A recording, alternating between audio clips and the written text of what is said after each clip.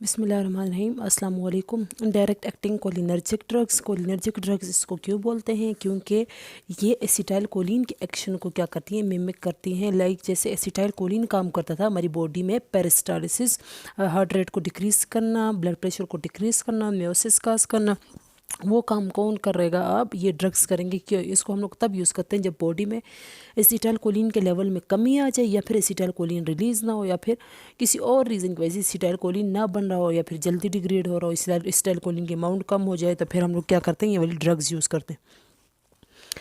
Cholinergic drugs जो है वो एसिटाइल कोलिन के एक्शन को मिमिक करती हैं, या फिर एसिटाइल कोलिन को ज़्यादा करती हैं, या फिर ख़ुद जाके एसिटाइल कोलिन की तरह उनके रिसेप्टर्स पे बैठ के एसिटाइल कोलिन के एक्शन एसिटाइल कोलिन की तरह काम करती हैं, उसके एक्शन को मिमिक करती हैं।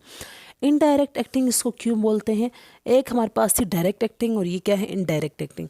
डायरेक्ट एक्टिंग डायरेक्ट जाके एसिटाइल कोलिन के रिसेप्टर्स पे एक्ट करती हैं। ये एसिटाइल कोलिन के रिसेप्टर्स हैं जिस पे एसिटाइल कोलिन एक्ट करता था।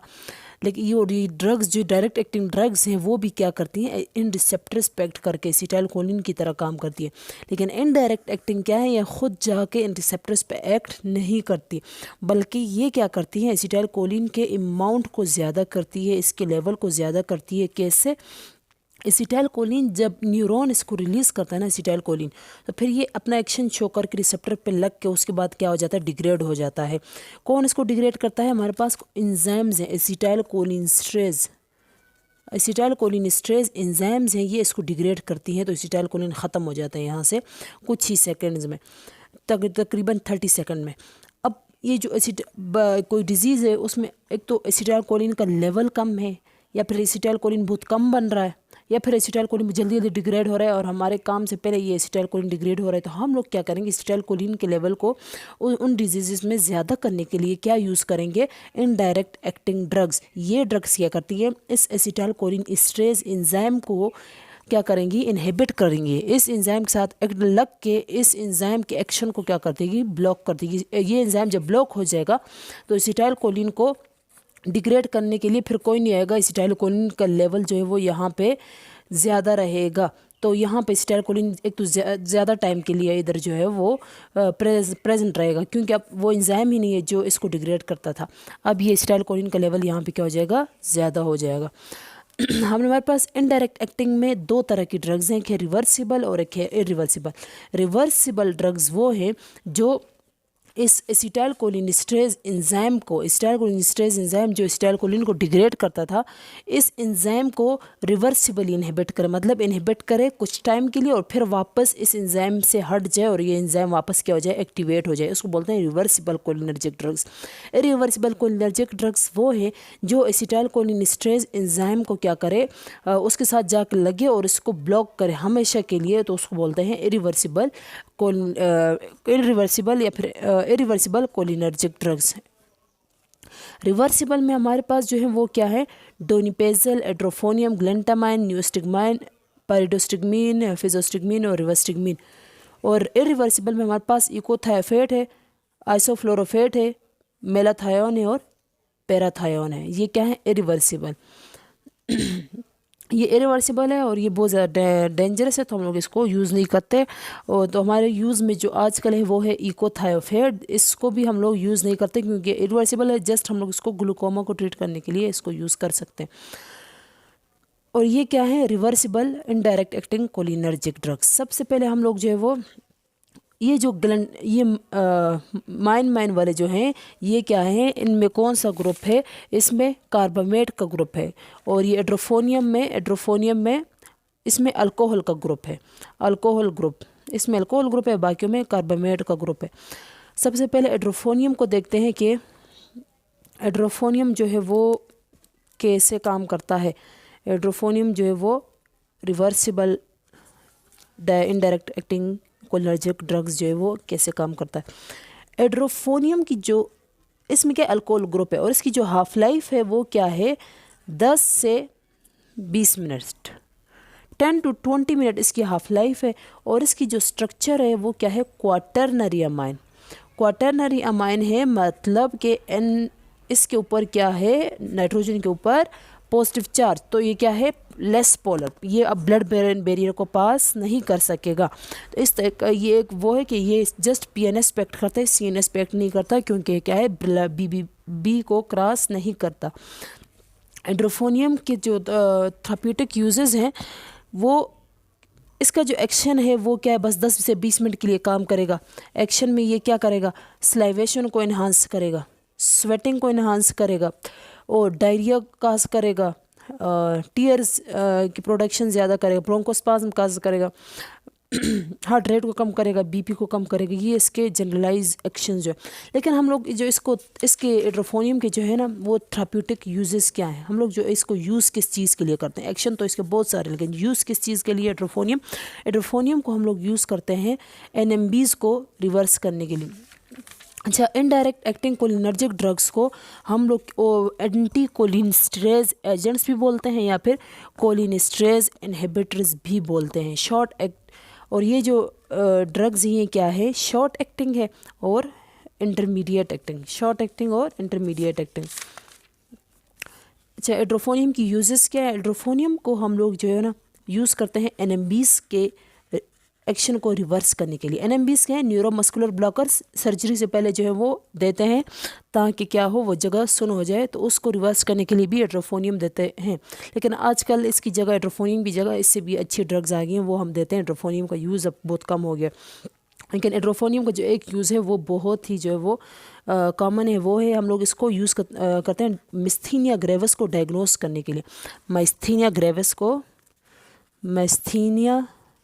को डायग्नोसिस, इसके डायग्नोसिस के लिए हम लोग इसको यूज़ करते हैं। होता क्या है कि एक बंदा जो है वो आपके क्लिनिक पे आएगा, वो कहता है कि मुझे मसल वीकनेस फील होती है। उसको क्या मसला है, उसको मसल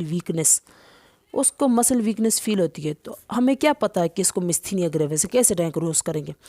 हम लोग क्या करेंगे, उसको एड्रोफोनियम देंगे, एड्रोफोनियम का इंजेक्शन दिया उसको, और फिर हम लोगों ने इसको बिठाया। अगर 10, इसका हाफ लाइफ क्या है, 10 से 20 मिनट ना, 10 से 20 मिनट में बंदा अगर ठीक होता है, इसकी मसल वीकनेस से मतलब वो सही हो गया, तो मतलब उस बंदे को क्या है, मिस्थीनिया ग्रेविस। जब मैंने उसको एड्रोफोनियम दिया तो वो ठीक हुआ, तो मतलब इसका क्या है कि इसको मिस्थीनिया ग्रेविस है। और वैसे मिस्थीनिया ग्रेविस में होता क्या है, पहले ये तो देखें। मिस्थीनिया ग्रेविस ऐसी डिजीज़ है, ऑटो इम्यून डिजीज़ है। इस डिजीज़ में क्या होता है ना, बॉडी की अपने ही एंटीबॉडीज़ जो है ना जाके उन रिसेप्टर्स को ब्लॉक करती है जिस पे एसिटाइलकोलिन लगता है। यहाँ पे ये जाके निकोटीनिक जो एंटीबॉडीज़ हैं, ये निकोटीनिक रिसेप्टर्स को क्या करती हैं, डिस्ट्रॉय कर देती हैं। जब निकोटीनिक रिसेप्टर्स कम होंगे हमारे पास, तो एसिटाइलकोलिन जाके किस पे लगेगा, किसी चीज़ पे भी नहीं ना। तो हमारे पास निकोटीनिक रिसेप्टर्स का लेवल जो है वो बहुत कम हो जाएगा। तो तो जो हमारे पास एसिटाइलकोलिन है वो जाके सिर्फ थोड़े से ही रिसेप्टर्स पे लगेगा, तो थोड़ा काम होगा, मतलब उसका एक्शन इतना स्ट्रॉन्ग नहीं होगा बंदे का, तभी उसको फैटीग फील होती है, मसल वीकनेस फील होती है, क्योंकि इसके रिसेप्टर्स डिस्ट्रॉय हो गए। एसिटाइलकोलिन जाके अब किस चीज़ पे लगे कि वो काम करे। तो अब उसके पास क्या है, निकोटीनिक रिसेप्टर्स कम है। तो निकोटीनिक रिसेप्टर्स ही जब उसके पास कम है, और उधर से जब न्यूरॉन एसिटाइलकोलिन रिलीज़ करता है, वो जाके इस पे एक्ट करता है। वो जैसे ही इस पे एक्ट करता है ना, थोड़े से रिसेप्टर्स पे ये एसिटाइलकोलिन जब एक्ट करता है, और फिर उसके बाद ये एसिटाइलकोलिन जो है वो जल्दी से डिग्रेड हो जाता है। एक तो हमारे पास रिसेप्टर कम है, और दूसरा जो एसिटाइलकोलिन है वो जल्दी से डिग्रेड हो जाता है, तो बंदे को मसल वीकनेस फील होती है। तो हम लोग इसको कैसे, इस चीज़ को कैसे ट्रीट करेंगे, इस चीज़ को ऐसे ट्रीट करेंगे ना, रिसेप्टर्स को तो हम ज़्यादा नहीं कर सकते, हम लोग एसिटाइलकोलिन के लेवल को ज़्यादा करेंगे। कैसे ज़्यादा करेंगे कि कोलिनस्ट्रेज इनहिबिटर देंगे, वो ड्रग जो इस एसिटाइलकोलिनस्ट्रेज को इनहिबिट करे। जब ये एंजाइम इनहिबिट होगा तो एसिटाइलकोलिन का लेवल बढ़ेगा, और ये ज़्यादा टाइम के लिए इन रिसेप्टर्स पे, ये कम रिसेप्टर्स जो हमारे साथ पास बच्चे हैं उन रिसेप्टर्स पे ये एक्ट करेगा, तो बंदे को मसल वीकनेस जो है वो ट्रीट हो जाएगा। एंड्रोफोनियम दिया तो उसको बंदा क्या हुआ, ठीक हो, तो मसल मतलब उसको मिस्थीनिया ग्रेविस है।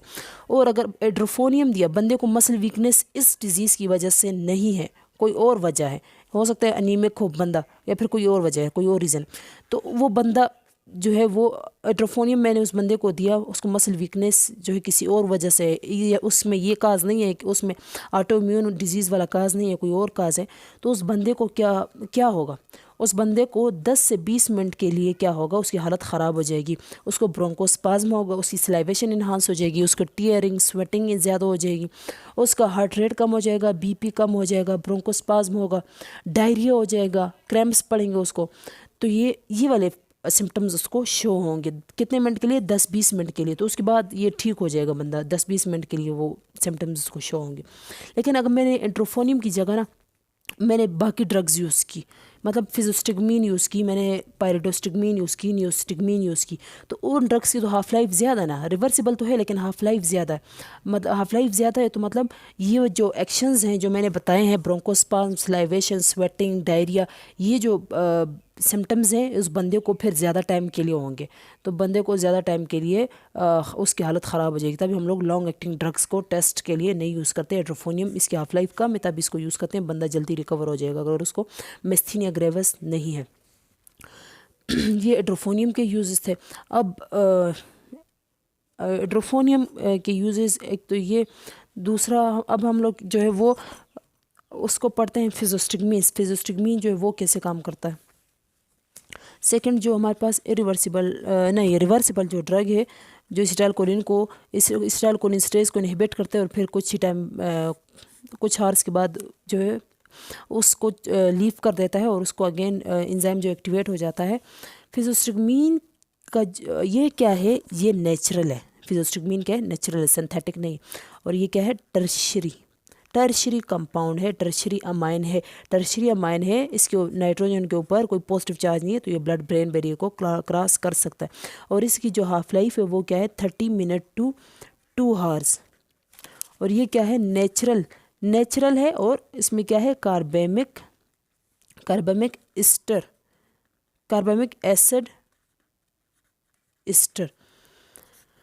फिजोस्टिगमीन के जो एक्शंस हैं वो क्या है? फिजोस्टिगमीन के एक्शन, फिजोस्टिगमीन जो है इसके एक्शंस क्या हैं? ये ब्रेडिकार्डिया काज करता है। ब्रेडिकार्डिया कैसे काज करता है? ये हार्ट के M2 रिसेप्टर्स पे जाके एक्ट करके, M2 रिसेप्टर्स किसके साथ कपल है? GI के साथ ना। तो GI के रिसेप्टर्स के साथ कपल है, जब वहाँ पे डिनाइल साइक्लेज ये जब स्टिमुलेट होगा, डिनाइल साइक्लेज जो है वो उसके लेवल कम हो जाएगा, CMP हमारे पास कम होगा। जब CMP कम होगा तो पोटेशियम के चैनल्स ओपन हो जाएंगे, पोटेशियम बाहर लीक हो जाएगा, हाइपरप्लाइजेशन होगी तो हार्ट रेट जो है वो कम हो जाएगा।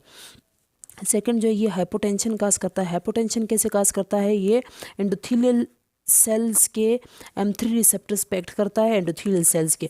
तो M3 रिसेप्टर्स पे जब एक्ट करेगा वहाँ से नाइट्रिक ऑक्साइड की प्रोडक्शन करवाएगा। नाइट्रिक ऑक्साइड जो है स्मूथ मसल्स में, ब्लड वेजल्स के स्मूथ मसल में डिफ्यूज़ हो जाएगा और वहाँ पे जाके CGMP के लेवल को एनहांस करेगा और ब्लड प्रेशर जो है वो, और क्या हो गया? मसल रिलैक्सेशन होगी, ब्लड वेजल की जो स्मूथ मसल्स है वो रिलैक्स हो जाएंगे और आर्टरीज जो और वेंस जो वो डायलेट हो जाएंगे और BP जो है वो कम हो जाएगा। और ये मसल पैरालिसिस काज करता है। मसल पैरालिसिस कैसे काज करता है? ये फिजोस्टिगमीन जो है ना ये क्या करता है? एसिटाइलकोलिन के लेवल को ज़्यादा करता है ना। एसिटाइलकोलिन का लेवल जब ज़्यादा हो जाएगा तो क्या होगा? ये पहले तो ये रिसेप्टर्स पे बार बार लग के उसको स्टिमुलेट करेगा, लेकिन कुछ टाइम बाद जो है वो रिसेप्टर्स जो है वो क्या हो जाएंगे? डिसेंसिटाइज। जब ये डिसेंसिटाइज होंगे, एसिटाइलकोलिन है भी, फिर भी ये इसको वो नहीं दे, रिस्पॉन्स नहीं दे रहे, तो क्या हो जाएगा? Muscle paralysis. फिजोस्टिगमीन के तो ये एक्शंस थे, लेकिन इसकी जो वो हैं थेराप्यूटिक यूजेस हैं वो क्या क्या हैं फिजोस्टिगमीन के? फिजोस्टिगमीन को हम लोग किस चीज़ के लिए यूज़, इसके थेराप्यूटिक यूजेस क्या? फिजोस्टिगमीन जो है वो NMBs के इफेक्ट को क्या करता है? रिवर्स करता है। NMBs जो सर्जरी में यूज़ होते हैं उसके इफेक्ट को कैसे रिवर्स करेगा? ये जो है एसिटाइलकोलिन के लेवल को ज़्यादा करेगा। जब एसिटाइलकोलिन ज़्यादा हो जाएगा तो ये रिसेप्टर्स से इसकी क्या करवाएगा? डिटैचमेंट, रिसेप्टर्स से NMBs को क्या करेगा? रिमूव करेगा और ख़ुद जाके एसिटाइलकोलिन लग जाएगा। और ये जब एट्रोपिन का ओवरडोज होगा उसका एंटीडोट भी है। एट्रोपिन ओवरडोज होगा तो एट्रोपिन जो मस्करिनिक रिसेप्टर्स पे जाके लगा होगा तो क्या होगा? ये जो फिजोस्टिगमीन एसिटाइलकोलिन के लेवल को ज़्यादा करेगा और ज़्यादा एसिटाइलकोलिन इस एट्रोपिन को रिसेप्टर्स से रिमूव करवाएगा, ख़ुद जाके लग जाएगा। और इसके अलावा फिजोस्टिगमीन के जो एक्शंस हैं ना, जिसकी यूजेस हैं वो सेम लाइक बिथानिकोल है। बिथानिकोल जैसे हम लोग ब्लैडर के लिए, GIT के लिए यूज़ करते हैं, इसी तरह फिजोस्टिगमीन को यूज़ करते हैं। फिजोस्टिगमीन को हम लोग जो है वो मियोसिस के लिए यूज़ करते हैं, मियोसिस काज करता है ये। मिड्रियासिस, अगर मिड्रियासिस को ट्रीट करना है एट्रोपिन काजिंग मिड्रियासिस, तो हम लोग फिजोस्टिगमीन दे के मियोसिस जो है वो काज करवाएंगे। ये ग्लूकोमा को ट्रीट करने के लिए यूज़ होता है। मियोसिस जब होगा तो क्या होगा, ये जो प्यूपल है वो कंस्ट्रक्ट हो जाएगा। तो प्यूपल कंस्ट्रक्ट होगा तो ये जो साइड पे मेशवर्क है, आइज़ के साइड पे यहाँ पे जो मेशवर्क है, ट्रेबिक्यूलर मेशवर्क, ये क्या हो जाएगा, ओपन हो जाएगा। तो सारा के सारा फ्लूइड जो है वो ड्रेन हो जाएगा। इस तरह हमारा जो ग्लूकोमा है वो ट्रीट हो जाएगा। ये जो फिजोस्टिगमीन है ये एंटीडोट है फिनोथायाजीन। फिजोस्टिगमीन क्या है, एंटीडोट है। फिनोथायाजीन ये कौन सी ड्रग है, ये एंटीसाइकोटिक ड्रग है।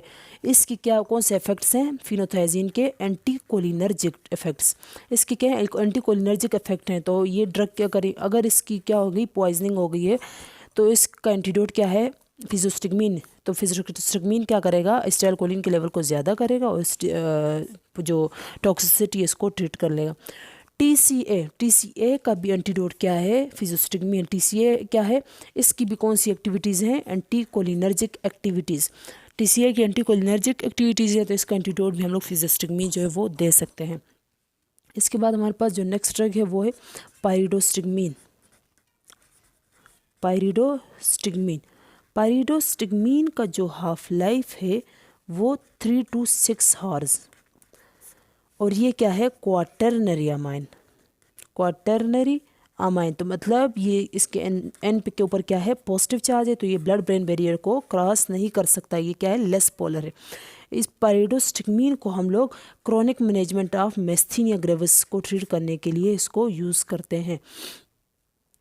पाइरिडोस्टिगमीन और नियोस्टिगमीन सेम, दोनों क्या है, मेस्थीनिया ग्रेविस के लिए यूज़ होता है।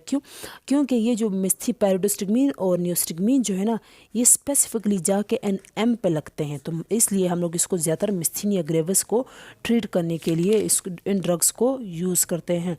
दूसरा ये कि पाइरिडोस्टिगमीन और नियोस्टिगमीन में हम लोग पाइरिडोस्टिगमीन को इसलिए प्रेफर करते हैं, इसकी हाफ लाइफ थोड़ी ज़्यादा है, तो हम लोग तभी पाइरिडोस्टिगमीन को मेस्थीनिया ग्रेविस के लिए प्रेफर करते हैं।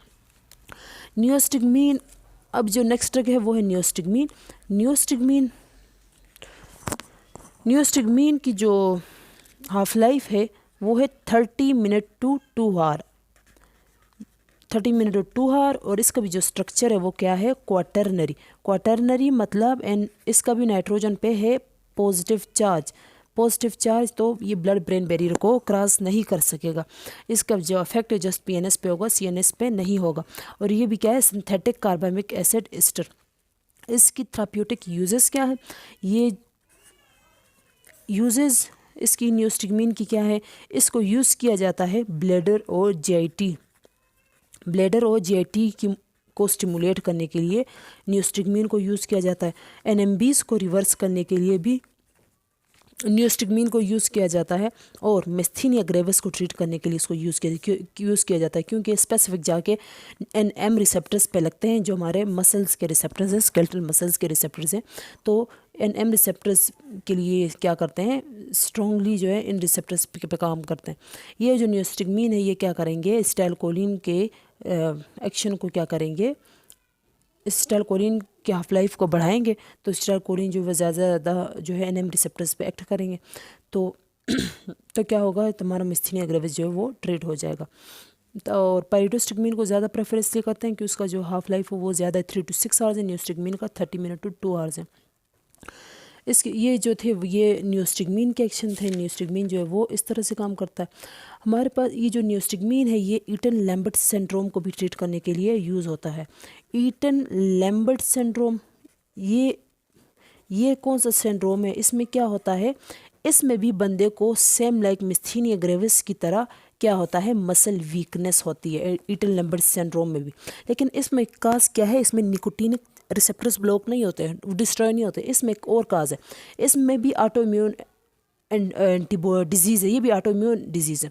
इसमें एंटीबॉडीज़ बनती हैं और जाके कैल्शियम चैनल्स को डिस्ट्रॉय करती हैं। जब कैल्शियम चैनल्स डिस्ट्रॉय होंगे तो हम लोगों ने तो पढ़ा था ना कि ऐसे होता है कि कैल्शियम चैनल जो है वो डिपोलराइजेशन की वजह से ये जो वोल्टेज गेटेड कैल्शियम चैनल्स है ये ओपन होते हैं और कैल्शियम अंदर रश करता है। कैल्शियम जैसे ही अंदर मूव करता है तो ये पकड़ के एसिटाइलकोलिन के वेसिकल को यहाँ पे फ्यूज़ करवाता है और एसिटाइलकोलिन को रिलीज़ करवाता है। अब ये जो चैनल्स है ये डिस्ट्रॉय हो गए, ख़त्म हो गए, तो एसिटाइलकोलिन को कौन रिलीज़ करवाएगा? एसिटाइलकोलिन का रिलीज़ कम हो जाएगा ना, तो एसिटाइलकोलिन जब रिलीज़ नहीं होगा तो मसल्स की मूवमेंट फिर कौन करवाएगा? निकोटिनिक रिसेप्टर्स पे फिर कौन लगेगा? कोई भी नहीं। तो बंदे को क्या फील होगा? मसल वीकनेस, जिसे ईटन लैम्बर्ट सिंड्रोम बोलते हैं। इसको ईटन लैम्बर्ट सिंड्रोम क्यों बोलते हैं? ईटन लैम्बर्ट सिंड्रोम इसको इसलिए बोलते हैं कि लैम जो है वो टेबल पर पड़ा है और एक पेशेंट जो है वो मिस्थीनिया ग्रेविस वाला है और एक पेशेंट जो है वो ये वाला है, ईटन लैम्बर्ट सिंड्रोम वाला। तो लैम को खाते वक्त ये जो मिस्थीनिया ग्रेविस वाला है ये क्या होगा? ये स्टार्ट में ये क्या होगा? ये स्ट्रॉन्ग होगा। स्टार्ट में ये क्या होगा? सही होगा। मिस्थीनिया ग्रेविस वाला पहले जब स्टार्ट में इस लैम को खाएगा तो जल्दी जल्दी खाएगा, सही तरीके से खाएगा, लेकिन खाते खाते इसको मसल वीकनेस फील होगी और ये अब खाना जो है वो कम कर देगा क्योंकि अब इसकी हालत थोड़ी ख़राब हो रही है।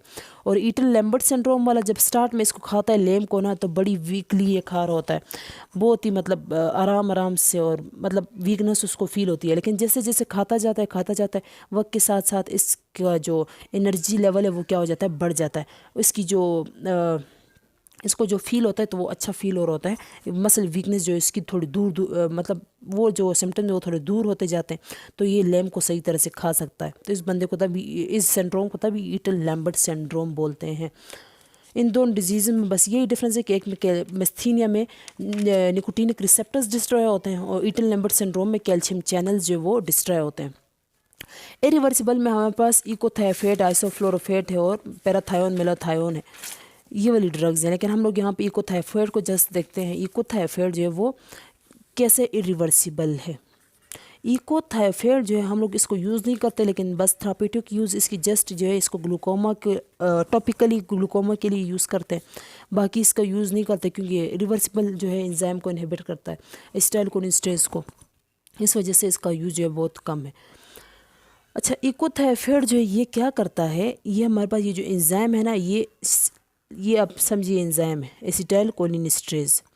इकोथायोफेट जो है वो ना जाके इसके साथ क्या बनाता है? बॉन्ड C2H5 O एक minute, C2H5O P double bond O C2H5, इसके साथ बॉन्ड S बॉन्ड R। ये जो इकोथायोफेट है ये क्या करेगा? इस एंजाइम के साथ बॉन्ड बनाएगा। बॉन्ड बनाएगा कैसे बनाएगा? बॉन्ड ऐसे बनाएगा कि क्या करेगा? इरिवर्सिबल बॉन्ड बनाएगा। ये अब जाके यहाँ पे इसके साथ क्या करेगा? बॉन्ड बनाएगा। इसका जो P है, ये जो P है ये एसिटाइलकोलिनेस्ट्रेज के ऑक्सीजन, हाइड्रोजन रिमूव हो जाएगा इसके ऑक्सीजन के साथ, इस तरह बॉन्ड बनाएगा। ये बॉन्ड बना दिया, इसको बोलते हैं कि अभी एजिंग नहीं हुई। अभी हम लोग इकोथायोफेट को रिवर्स कर सकते हैं। कैसे?